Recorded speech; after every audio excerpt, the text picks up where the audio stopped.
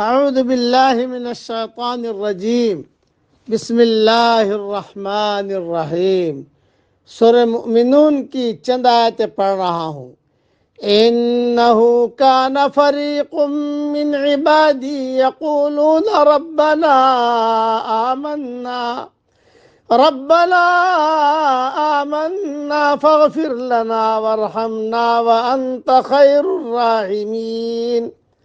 میرے بندوں کی ایک جماعت تھی جو برابر یہی کہتی رہی کہ اے ہمارے پروردگار، ہم ایمان لا چکے ہیں، تو ہمیں بخش اور ہم پر رحم فرما، تو سب مہربانوں سے زیادہ مہربان ہے۔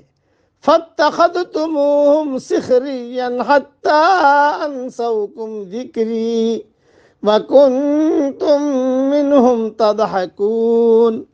لیکن تم انہیں مذاق میں ہی اڑاتے رہے، یہاں تک کہ اس مشغلے نے تم کو میری یاد بھی بھلا دی اور تم ان سے مذاق ہی کرتے رہے۔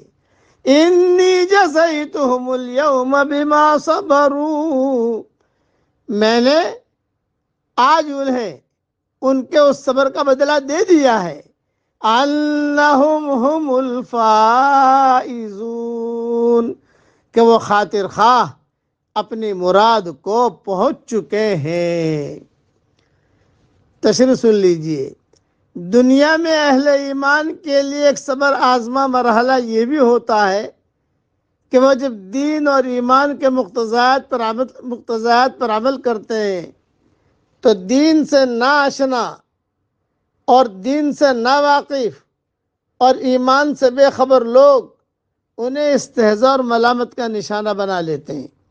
کتنے ہی کمزور ایمان والے ہیں کہ ان ملامتوں سے ڈر کر بہت سے احکام الہیہ پر عمل کرنے سے گریز کرتے ہیں، جیسے داڑھی ہے، پردے کا مسئلہ ہے، شادی بیاہ کی ہندوانہ رسومات سے اجتناب ہے، وغیرہ وغیرہ۔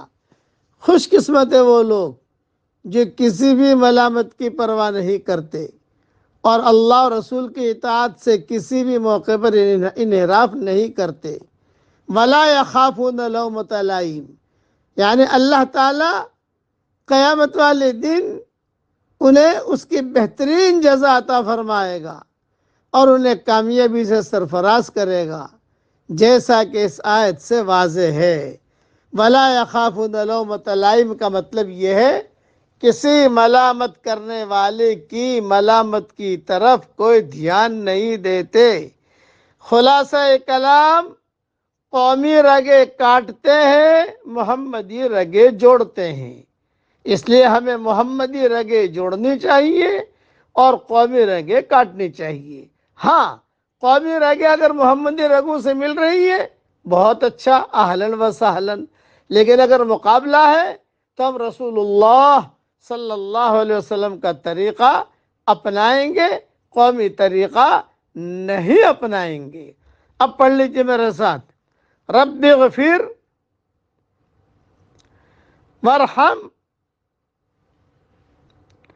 وانت خیر الراحمین۔ یہ دعا رسول اللہ صلی اللہ علیہ وسلم کو اللہ نے پڑھوائی ہے کہ پیارے نبی جی پڑھتے رہیے، ہمیں بھی پڑھتے رہنا چاہیے۔ اللہ تعالیٰ یہ دعا ہم سب کے لیے قبول فرمائے، آمین۔ وآخر دعوانا ان الحمدللہ رب العالمین۔